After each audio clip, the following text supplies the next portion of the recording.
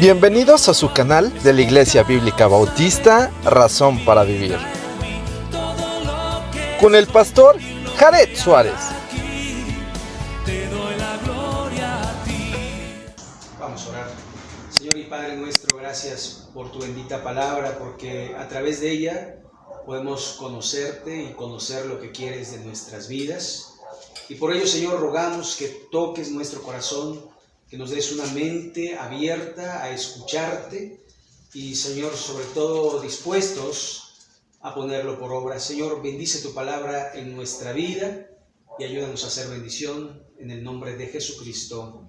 Amén. Amén. Muy bien, podemos tomar nuestro lugar y aquí continuamos entonces las enseñanzas del Señor Jesucristo. Y si usted recuerda, había un muchacho inmundo al cual se le va a sacar el demonio. Y después, inmediatamente, el Señor Jesucristo va a hablar acerca de que va a morir. Y empieza el verso 30 diciendo: habiendo salido de allí, caminaron por Galilea, y no quería que nadie lo supiese. Una de las razones por las cuales el Señor no quería que lo supiese la demás gente es porque quería pasar tiempo con sus discípulos, quería dar instrucciones, quería de alguna forma el poder enseñarles cosas básicas para la vida, porque Él ya no iba a estar. Entonces, una de las cosas que nosotros debemos saber es que necesitamos pasar tiempo con el Señor. Es la razón por la cual tenemos un devocional donde yo agarro las Escrituras y le digo: Señor, háblame. Donde yo le alabo, donde yo le adoro, donde yo de alguna forma le pido que me guíe en el día que empieza. ¿Sabe? Una de las cosas que regularmente hace la gente es poner su día en manos de Dios, pero después se olvida de Dios en el día. Lo que nosotros queremos es poner nuestra vida delante de Dios, pero después recordar lo que Él nos dice en su palabra, y eso ponerlo en obra, no olvidarnos de Dios, porque Él dijo: yo estaré con vosotros todos los días y hasta el fin del mundo. Por lo tanto, no debemos de ignorar su presencia en nuestra vida, y los que somos discípulos de Jesús necesitamos pasar tiempo con Él. Sigue diciendo el verso 31, porque enseñaba a sus discípulos y les decía: el Hijo del Hombre será entregado en manos de hombres y le matarán, pero después de muerto resucitará al tercer día. Pero ellos no entendían estas palabras y tenían miedo de preguntarle. Entonces, aquí vamos a ver que el Hijo del Hombre, mencionado por el mismo Jesús, ha sido mencionado por Daniel en el capítulo 7, en el verso 13. Y de alguna manera habla el Hijo del Hombre, no en el sentido de que nació por un hombre, sino que en el sentido se hizo hombre. Es lo que dice Filipenses en el capítulo 2, que Él no estimó el ser igual a Dios como a cosa que aferrarse, sino se despojó a sí mismo, haciéndose obediente hasta la muerte y muerte de cruz. Entonces, de alguna manera, está diciendo: yo soy hombre. Pero sus obras determinaban que era Dios. Porque solo Dios podía echar fuera demonios, porque Dios solo podía perdonar pecados, porque Dios solo podía sanar al de la mano seca, porque Dios podía alimentar a 5,000 con 2 o 3 panes, y de alguna forma hacía cosas que impactaban la vida de las personas y decían: hasta los vientos le obedecen. ¿Quién es este? Así que Él no decía: soy Dios, pero sus obras determinaban las obras de Dios. Recuerde, Jesucristo en la unión hipostática es verdaderamente hombre, verdaderamente Dios. Y hablaba de su muerte, y aquí podemos ver cómo claramente dice: resucitará al tercer día. ¿Sabe? Si bien había dicho en algún momento solo van a tener la señal de Jonás, que estuvo 3 días y 3 noches en el pez, ¿se acuerdan? Pero después aquí dice al tercer día, Jesús muere realmente a las 3 de la tarde del viernes, o sea que pasa 3 horas el viernes solamente, porque el Shabbat empezaba a las 6 de la tarde de nuestro horario viernes, y estuvo todo el día de reposo, el Shabbat, y empezó el día domingo 6 de la tarde, y muy temprano, no dice la hora, pero seguramente antes que el sol saliese, el Señor había resucitado al tercer día. No tienen que ser días de 24 horas. Aquí lo dice, al tercer día resucitará. Pero ellos no entendían esta palabra y tenían miedo de preguntarle. Ahora, ¿sabe? Una de las cosas que Dios les había, o Jesús les había dicho a sus discípulos, por ejemplo, en algún momento dijo, porque no trajimos pan, porque se les había olvidado comprar el pan. Entonces ellos no querían quedar mal con el Señor, entonces mejor se quedaban con el maleficio de la duda y no con el beneficio de preguntar. ¿Sabe? Una de las cosas que regularmente hacen los maestros es, si tienen duda, pregunten. Y es una de las cosas que nosotros debemos hacer, preguntar. Si tengo duda, preguntar. Preguntar primero a la palabra de Dios. Si la palabra de Dios me responde, pues estoy bien. Pero si no entiendo la palabra de Dios, tengo que preguntarle a una persona que sepa. Ahora, no una persona que sepa y que esté inclinada hacia una religión. Porque usted sabe que empiezan lo que se conocen como las interpretaciones. Algunos dicen, no, es que han interpretado mal la Escritura. Pero la Escritura dice lo que dice. Y nosotros interpretamos la Biblia de una forma literal, gramatical, histórica. Es decir, la Biblia en la gramática dice esto o aquello. No podemos decir otra cosa, porque es lo que dice. Jesús dijo que iba a morir. Entonces, Jesús dijo que iba a morir. No hay otra versión. No hay otra, es que lo dijo. No, es lo que dice. Entonces, necesitamos preguntarle a la Biblia, preguntarle a Dios, que me dé la revelación, y después preguntarle a gente que conozca de la Biblia y no de religión. Recuerde que la religión le inclina hacia tienes que hacer esto, tienes que hacer lo otro, y la relación con Dios te invita a crecer precisamente en comunión con el Padre y con el Hijo Jesucristo. Así que no hay que tener temor de no saber y preguntarle. 33, verso 33. Llegó a Capernaum y cuando estuvo en casa les preguntó, ¿qué disputabais entre vosotros en el camino? ¿Sabe? Jesús dijo, voy a morir, y como siempre, ¿sabe? Una de las cosas que pasa cuando alguien dice que va a morir es a quién le van a quedar sus cosas. Empieza la repartición y todavía no se muere la persona, ¿verdad? Y dice, y cuando te mueras, ¿a quién le vas a dar esto? ¿Y a quién le vas a dar lo otro, no? Bueno, es lo que estaban haciendo los discípulos, y los discípulos estaban de alguna forma pues apuntando para tener el mejor puesto en el reino de los cielos, ¿sí? La mejor posición. Por eso es que dice, mas ellos callaron porque en el camino habían disputado entre sí quién había de ser el mayor. O sea, Jesús se va, ¿quién va a mandar? ¿Quién va a ser el jefe? ¿Quién va a ser el líder? Ya daban por hecho que Jesús no estaba.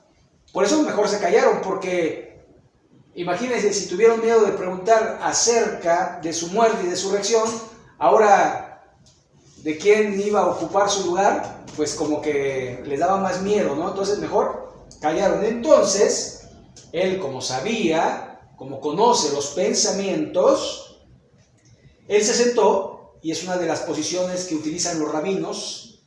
En aquel tiempo se sentaban para dar cátedra.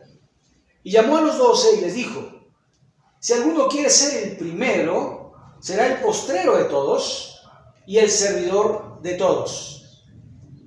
Y entonces lo que estaba diciendo es, de alguna forma, que la posición en el mundo espiritual de Jesús no es en base a un dedazo, es decir, tú vas a hacer. No, es en base, de alguna forma, meritoria al servicio. Por eso es que dice que va a ser el menor y que va a ser el servidor de todos. ¿Sí? El primero dice, si alguno quiere ser el primero, será postrero de todos y servidor de todos. Es decir, se tiene que bajar a lo más bajo y servir a todos. Algo que nadie quiere hacer. La mayoría de nosotros quiere ser servido y no servir. Nos gusta que nos sirvan. Y entonces dice el Señor, bueno, si tú quieres ser el mayor en el reino de los cielos, tienes que bajarte en esta tierra y servir. ¿Sabe? De alguna manera es como la humildad va a determinar la exaltación de la persona. El que se humilla será exaltado, mientras que el que se exalta será humillado. Y entonces, de alguna forma, recuerden que la posición era importante para los judíos. Tan así que en algún momento el Señor Jesucristo dice, cuando eres invitado por algún señor, no tomes el mejor lugar. No sea que te quite y te diga que es para alguien más importante. Siéntate donde creas, y si el Señor te llama y te sienta en una posición, pues serás engrandecido. Y de alguna forma, una de las cosas que Dios nos pide es ser humildes, y sobre todo a los que están en el liderazgo. Es una de las cosas que no vemos en nuestros días, porque a los que están en el liderazgo los ven arriba, casi bésame la mano, ¿no? ¿Cierto o no?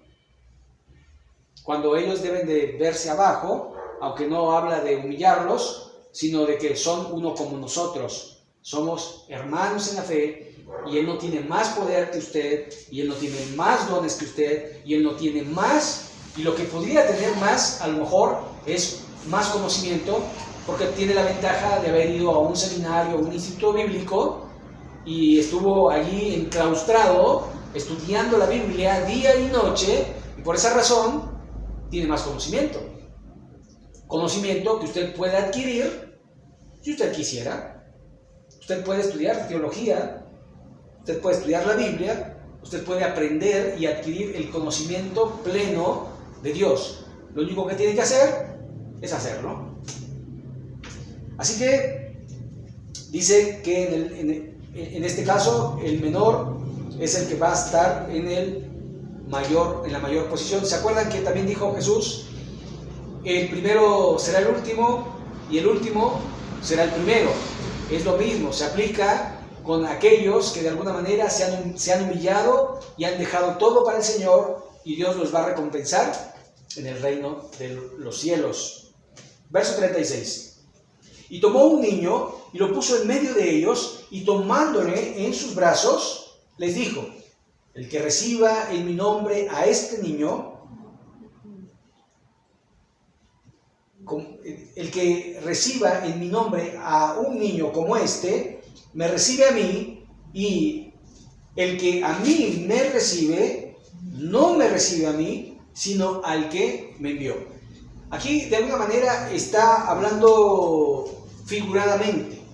No es que yo digo, ay, recibo a este niño en el nombre de Jesús. No, sino en el sentido de que el niño es crédulo. Si usted da a un niño, cualquiera que sea, aunque no lo conozca, usted le dice, mañana a esta hora te voy a traer un dulce, el niño dice, ¿qué hora son? Porque mañana voy a esperar el dulce a esta hora. El niño cree. De alguna forma, una de las cosas que el Señor nos pide a nosotros es que le creamos.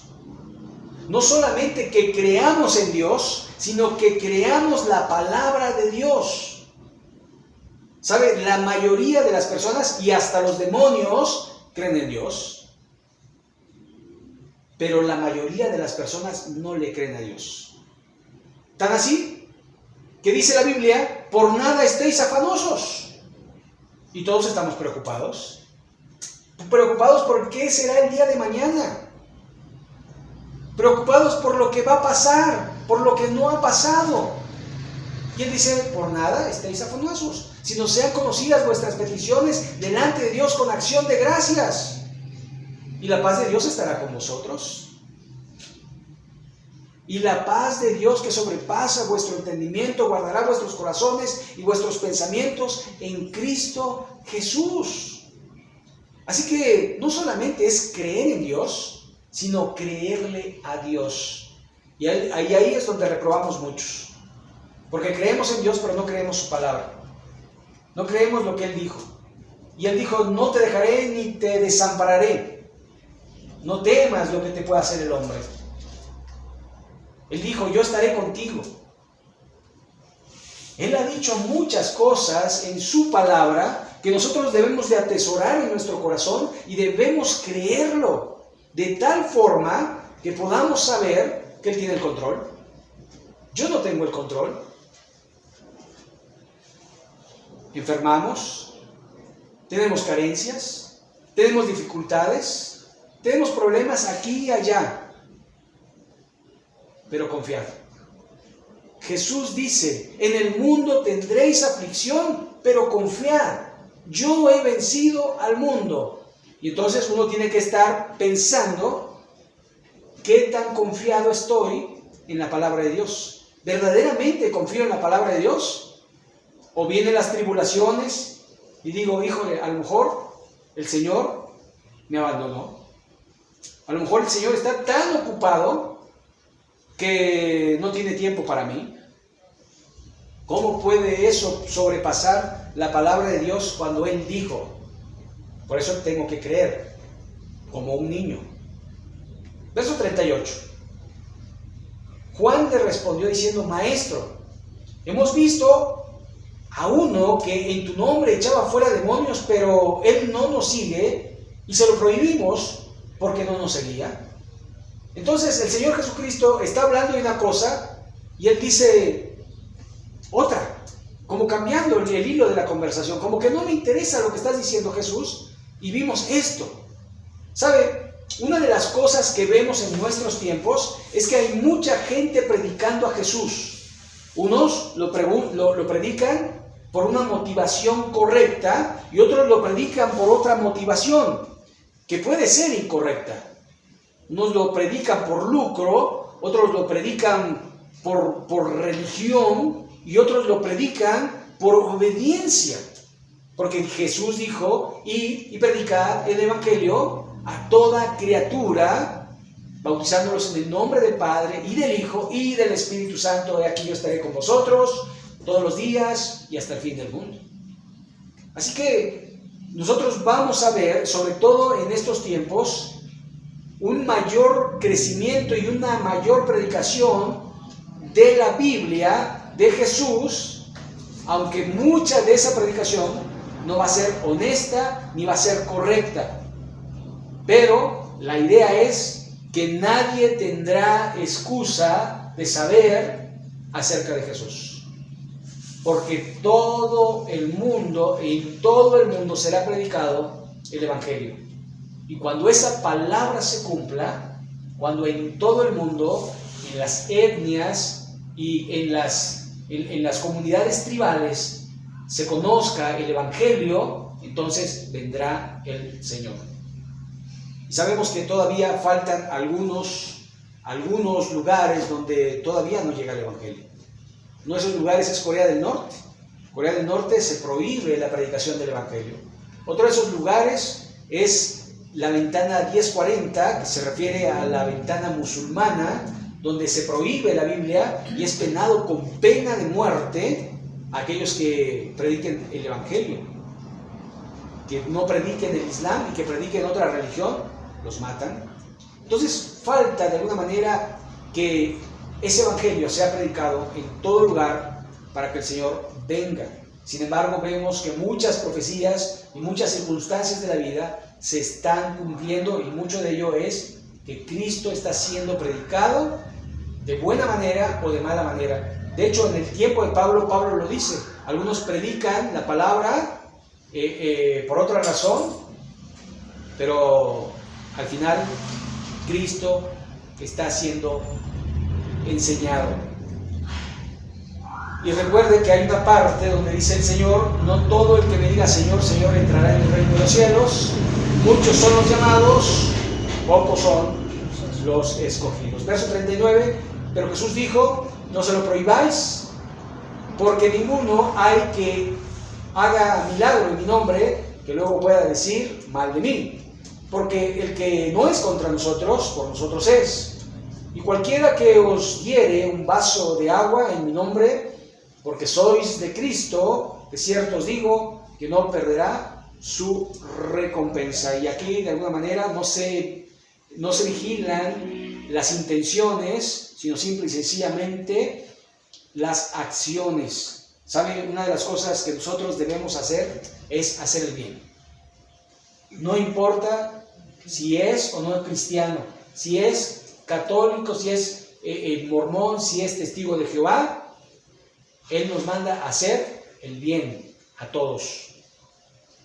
Sigue diciendo el verso 42: cualquiera que haga tropezar a uno de estos pequeñitos que creen en mi nombre, mejor le fuera si se le atase una piedra de molino al cuello y se la arrojase en el mar. Y aquí habla fuerte el Señor Jesucristo, porque habla de una persona que creyó y que fue desviada. ¿Sabe?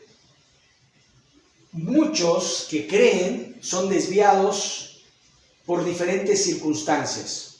Uno, porque le dicen: tú recibiste a Cristo, pero no recibiste el bautismo del Espíritu Santo. Y la forma de que tú recibas el bautismo es a través de las lenguas. Y si tú no hablas en lenguas es porque no has sido bautizado por el Espíritu Santo, entonces tú no eres salvo. Y entonces aquella persona que acaba de recibir a Cristo intenta tener ese bautismo y intenta hablar en lenguas, y le dicen: pon la lengua para arriba, pon la lengua para abajo, bla, bla, bla. Trata de hablar, y haz así, y haz asado, y no habla nunca en lenguas. ¿Y sabe qué? Se desanima y se entristece porque no fue bautizado por el Espíritu Santo. Cuando en realidad la Biblia dice: habiendo oído el Evangelio de vuestra salvación y habiendo creído en él, fuiste sellados con el Espíritu Santo, que es, de alguna manera, las arras de vuestra herencia para la redención adquirida. Esto indica que aquella persona que recibe a Cristo, recibe al Espíritu Santo. Y que no necesita hacer nada espectacular más que tener comunión con Dios. ¿Sabe? Parece fácil, pero comunicarse con Dios es un milagro. Porque Jesús es el camino. Jesús es el mediador entre Dios y los hombres. Porque hay un solo Dios y un solo mediador entre Dios y los hombres, Jesucristo hombre. Parece fácil, pero comunicarse con Dios, con tu Creador, es la cosa más maravillosa que hay y lo puedes hacer. Por eso el escritor de Hebreos dice: acercaos pues confiadamente al trono de la gracia. ¿Saben? Nosotros podemos ir directamente delante de Dios sin necesidad de un intermediario. Jeremías dice: clama a mí y yo te responderé, dice el Señor. Así que puedes orar, puedes hablar con Dios y no necesitas que alguien intervenga por ti para que puedas ser escuchado por Dios. De hecho, la Biblia dice a todos: orad sin cesar. Así que cuando hablan de uno más pequeño, es un recién convertido que es desviado del verdadero evangelio, y habla aquel que lo desvía, que mejor le sería que una piedra de molino sea amarrada en su cuello y sea lanzado al mar. ¿Sabe que una piedra de molino pesaba hasta 2 toneladas de peso? Así que de que sí iba a ir al fondo, iba a ir al fondo, ¿verdad? Pero habla de una manera metafórica, figurada, pero es lo que debiera pasar con esas personas que desvían, y después va a hablar del infierno.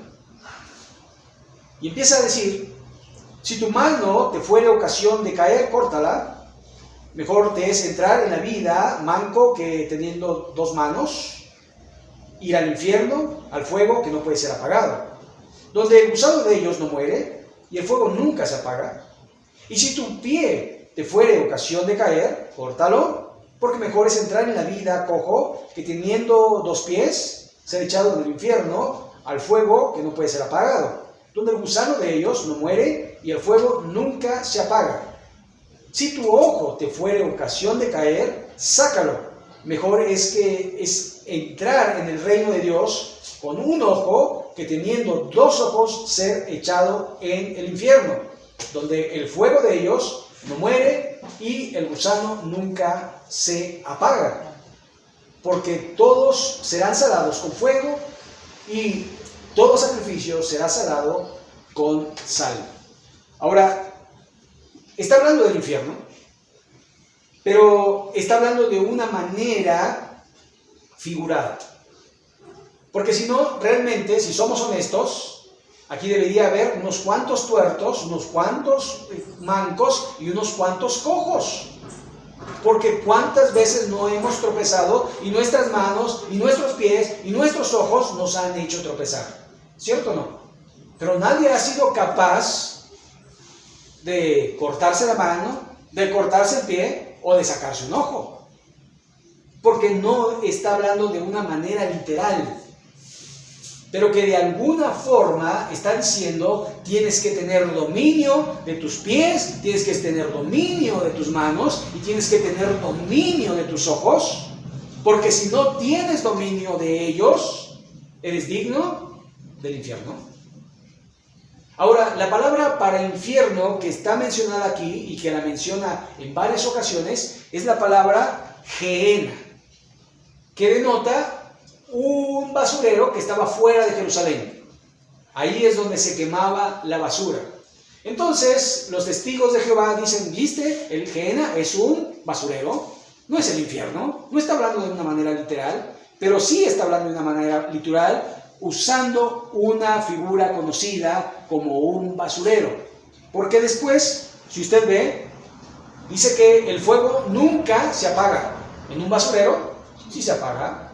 Y si usted prende el fuego, los gusanos se queman. Pero acá habla de gusanos que no se queman, que siempre están.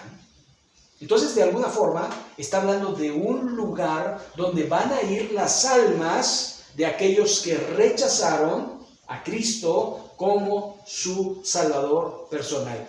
Y es voluntario. Usted puede ir al cielo voluntariamente y usted puede ir al infierno voluntariamente. Jesús dice, este es el camino al cielo y este es el camino a la perdición. El camino al cielo es angosto y difícil de andar, y el camino ancho es el camino de la perdición, donde la mayoría anda, donde están los placeres de este mundo. Así que elige tú. ¿Quieres ir al infierno? Toma este camino. ¿Quieres ir al cielo? Toma este otro camino. Es de elección. No es que Dios sea malo y que quiera castigar a la gente. Jesús dice, venid a mí. El que quiera venir a mí, no le eche fuera, no le desecho. Pero el que no quiera, pues entonces tendrá el infierno. Así que yo no quiero el infierno, por eso seguí a Jesús. Yo decidí seguir a Cristo. Yo decidí de alguna manera estar del lado de lo moral, de la verdad, de la santidad. Y sí, me tengo que abstener de los placeres que este mundo te ofrece, que son muchos. Pero dice la Escritura, no améis al mundo, ni las cosas que están en el mundo. Si alguno ama al mundo, el amor de Dios no está en él. Porque el deseo de los ojos, el deseo de la carne y la vanagloria de la vida no provienen de Dios, sino del mundo, y el mundo pasa y sus deseos, pero el que hace la voluntad de Dios permanece para siempre. Así que está hablando del infierno y está hablando de aquellas personas que de alguna manera tienen que definirse para que sus miembros obedezcan a Dios y sean sujetados para hacer la voluntad de Dios y no la nuestra. Si no podemos tener dominio de nuestra vida, no somos salvos. Porque los que somos de Cristo, dice el apóstol Juan, no tenemos una vida pecaminosa voluntaria. No es que no pequemos, pero no vivimos en un hábito de vida pecaminosa, sino que de alguna manera nos esforzamos para no pecar. Verso 50 y último. Buena es la sal, mas si la sal se hace insípida, ¿con qué la sazonaréis? Tened sal en vosotros mismos y tened paz unos con los otros. Una de las cosas que nosotros debemos de procurar es ser personas que toleran, es ser personas que no pelean, es ser personas que de alguna manera denotan que Cristo vive en uno. ¿Sabe? Dice que nuestra palabra debe ser sazonada. Y cuando hablamos de sazón, hablamos de sabor, hablamos de bienestar. Y de alguna manera nosotros debemos de que cuando nos vea la gente nos diga, mira, ahí viene este, o ahí viene esta.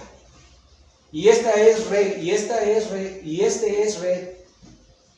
¿Sabe? Que los adjetivos calificativos que tengan en nosotros sean buenos. Y eso es forjar una reputación, no tu reputación, sino la reputación de Cristo en tu vida. Porque nosotros, siendo cristianos, representamos ¿a quién? A Cristo. Así que cuando nos ven, dicen, ah, mira, los cristianos son así, son asados.